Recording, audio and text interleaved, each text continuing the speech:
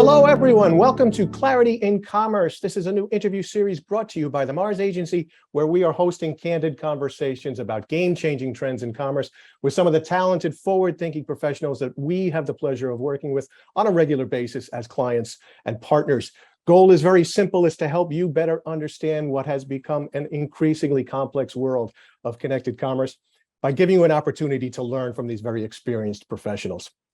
Our topic today is innovation in the store. Now, these days, when you talk innovation, you're typically talking about digital innovation, e-commerce, last mile fulfillment, but in-store shopping still driving the vast majority of sales in the packaged goods arena, therefore still requires a little bit of attention on our part.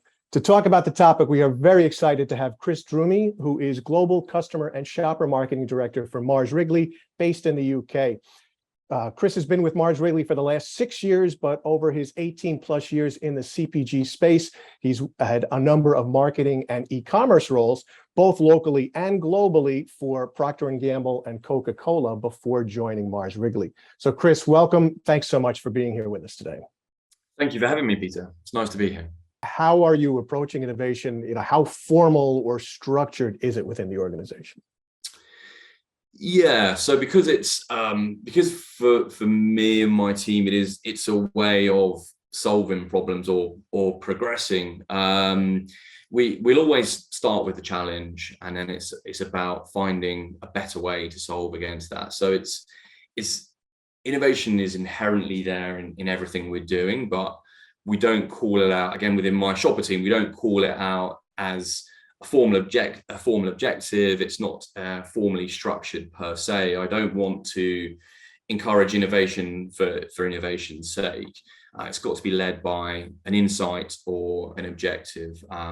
Innovation then helps us deliver against that objective. It's not an objective in itself, if that makes sense. Oh, absolutely. And I think that leads to the next question then. So how do you balance innovation with some of the realities out there? You mentioned efficiencies before. So how do you balance innovation with financial efficiencies and some of the marketplace realities as well? Yeah, it's a great question. So we measure our trials based on 3 factors, and it's quite a sort of well-known innovation framework. So it's not sort of exclusive to Mars, as it were, but the 3 factors we look at are desirability, feasibility, and viability. And desirability is whether the key audiences and stakeholders, be that consumers, shoppers, or retailers, actually like it. Is it desirable for them? And if it's not, then you might as well kind of kill the trial there and then, because there's not going to be the demand for it. But if it is desirable, if it is in demand, we then need to ensure that we can actually make that trial or that piece of that innovative initiative happen operationally. And that's making it happen for the trial, but then also with a view to kind of scaling up if it's successful. And that's then the concept of feasibility. Like, is it feasible to actually to deliver this, to actually make it happen? And then if we tick the first box, it's desirable, that the key audiences like it, we can actually deliver against it, so it is feasible. Then it's the financial lens of is it actually viable? Because if shoppers love it and we can do it, then it doesn't mean we should then necessarily just then go ahead and do it if we're going to lose money. I think sometimes there may be other objectives. Again, it goes right back to what is the objective behind this, because there may be circumstances where actually innovation here or an initiative here is leading to another business win somewhere else, so it kind of offsets that. But ideally, you are looking at a path to profitability. Innovation may not pay out immediately. Sometimes it needs time to obviously grow and scale, and often the trials themselves may be more expensive because clearly you're not operating with scale if it's on in a number of stores, a few stores. But I think you need to understand what that kind of path to profitability looks like and how you get there and kind of how quickly you can get there. Okay. You've been talking about the team's mindset. As an organization, do you need to think differently to drive this, and needs to be involved in the thinking? Yeah, I think definitely the kind of the culture needs to be supportive. The organization almost needs to give associates permission and encouragement, even to test, to fail, but in order to learn. And at Mars, we're kind of driving that culture that it's okay to fail, as long as you learn. And we should even celebrate these failings by sharing those learnings. And it's almost become a bit of a cliche, but fail stands for first attempt in learning, and that's what we sort of keep trying to remind ourselves, that it's fine, and that's what we want to normalize. And therefore I think it's important that senior leaders kind of role model this behavior, and they're vocal about it, and they're kind of championing that sort of innovative kind of mindset. And it's about taking small risks, calculated risks. Now, to bring some of these ideas that you've been giving us to life, we did ask you to bring along a few examples of some of the innovation that you've been putting out in the marketplace. So if you could maybe walk us through those, and I believe you've got 3 for us, correct? Yeah, so I think when we talked before, you'd said about, maybe share something around equipment and display, something around experience, and something around sustainability, which I know are sort of quite hot topics out there. And so for display and equipment, I can share an example that my team has been doing in emerging markets where the climate is often very hot. And traditional trade is the dominant channel for us in a lot of those markets. And due to the heat, refrigeration is essential for our chocolate products that can otherwise melt sometimes. Often these stores are little kind of mum and pop run stores or kiosks where they might not have reliable electricity, or electricity is quite expensive. And so we wanted to kind of create a solution for these stores, and we developed a solar powered chiller. As sunshine is one of the things they have in abundance, so it's free for them to use. So how can we kind of harness that? And with these solar chillers, it's a nice innovative solution for them, because they're low cost, they're very low maintenance, they don't take up a huge amount of space, so they fit the requirements of these stores really well. And we're currently trialing them in a number of outlets in South America and Africa. It's early days, but the initial results are really promising. It's driving truly incremental sales where chocolate just wasn't sold previously, because they didn't have any way to refrigerate the products. But even where stores were selling chocolate, but it wasn't being refrigerated, we're seeing good uplifts there as well, because the quality of the eating experience for consumers wouldn't have been as good as what we'd like, and quality is a really important principle for us. So by having unmelted chocolate, it delivers that that much better chocolate eating experience. That's one around an example around equipment. For experience, I mentioned it a little bit before actually, and how we try and replicate a little bit of that sort of rich brand experience that we have in our retail business, like M&M's World, that you see in some of the big tourist hubs like Times Square or Leicester Square in London.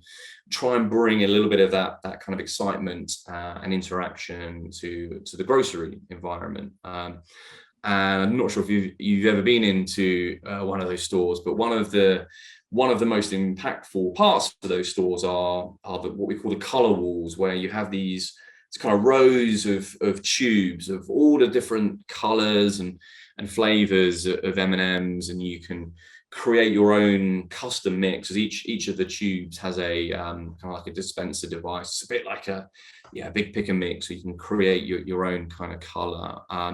So we set out to create a smaller modular unit of that experience that could work in grocery, and we've added some other experiential elements to try and make it even more impactful. So it's got some really nice kind of lighting to enhance it. It's got a digital screen on it, and where we can cast content straight to that, relevant messages based on time of day or time of year, etc. So going back to the criteria around desirability, viability, and feasibility, we had a strong belief that shoppers would like it. We know they really like it in the M&M's stores. We know that shoppers are looking for a bit more experience and a bit more fun and customization. There's also the sustainability angle, because it's kind of using less packaging. So we had this strong belief that shoppers would like it, and therefore hopefully retailers would like it if it was driving more conversion.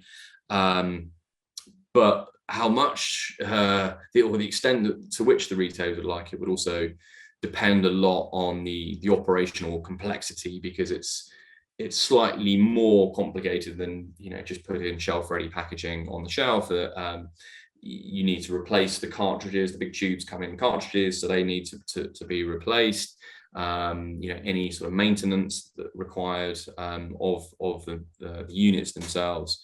So all of that kind of under the banner of feasibility was really important, that it was as user friendly as possible, so it's really easy for the store staff to manage it. And so we've actually partnered with a large German grocer.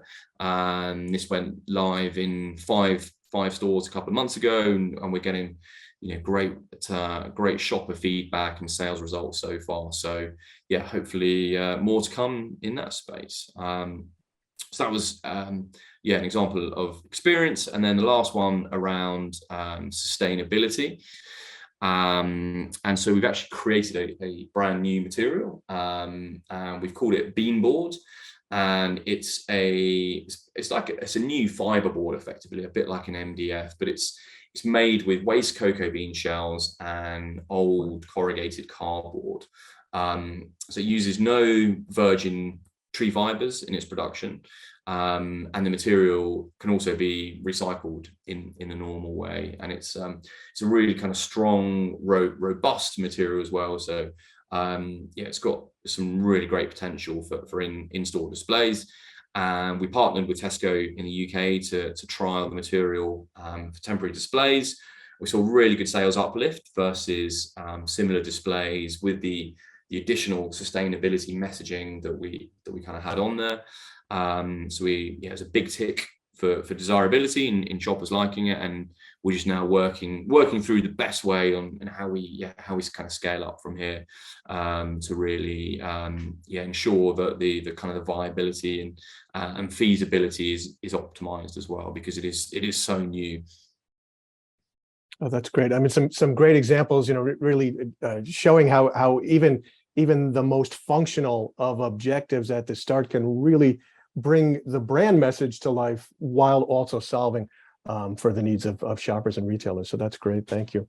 Okay, so you've mentioned in a couple of spots, but you've got it out there in the market. Then how do you measure the incremental impact of innovation, whether that's tangible or intangible methods that you use? Yeah, so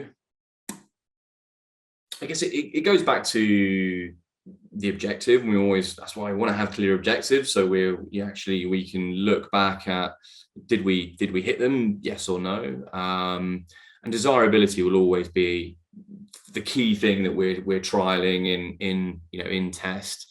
So it will be around the feedback that we get from our retail partners and the shoppers, and ultimately the behavior change and the purchase behavior that we see from the shoppers, and the shopper metrics, like penetration, frequency, and spend.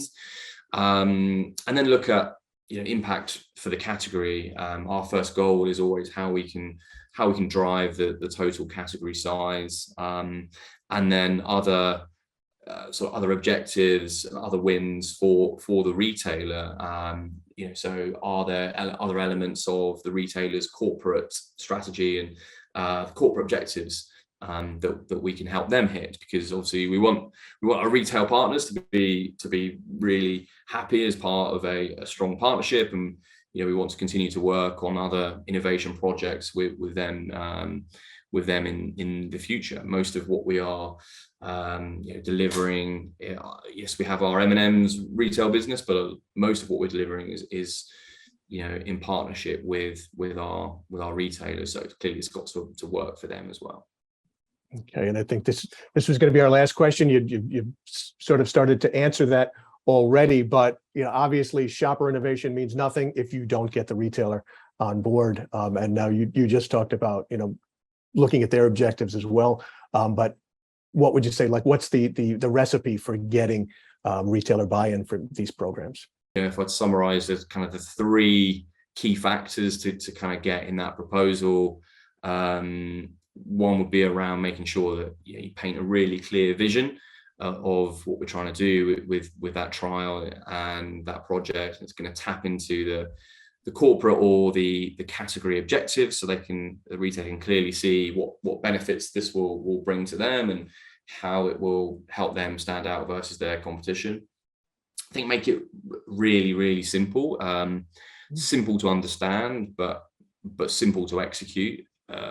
Again, some of these projects can really fall down where they start to get operationally complex, and we don't want to distract or burden store staff and store managers. It's got to be really, really easy to implement. And then the last one is, I guess, build on that, but make it really easy to say yes. Often we're going to be selling this idea into a buyer. They don't have a lot of time, obviously. So the more we can do to make their lives easier, the more we can provide in terms of sort of resource and funding, and just show them, make their lives as easy as possible. Basically, make it easy for them to say yes. I guess that'd be the key bits of advice for selling in a test and learn. Okay, I think coming in thinking like a true partner for them, so that they know where you're coming from. That's going to wrap things up for this episode of Clarity in Commerce. On behalf of everyone here at the Mars Agency, I just want to thank Chris Drumey for being here with us and giving us all of these great insights today. Chris, thank you so much. Look, thank you so much, Peter, for having me. I've really enjoyed it. And yes, thank you, everybody, for listening. And yes, thanks to everyone out there for giving us some of your time. We know you're very busy. You got a lot of things to do, so we appreciate you coming and listening today. We hope you're walking away with some actionable insights that'll make your jobs a little bit easier and more productive. If you need more information about innovation, connected commerce, shopper marketing, please visit the marsagency.com website, where we have an Insights and Thinking blog where we're posting content on a regular basis. That's it for today. Thanks for everyone who's here, and we'll see you again soon. Bye-bye.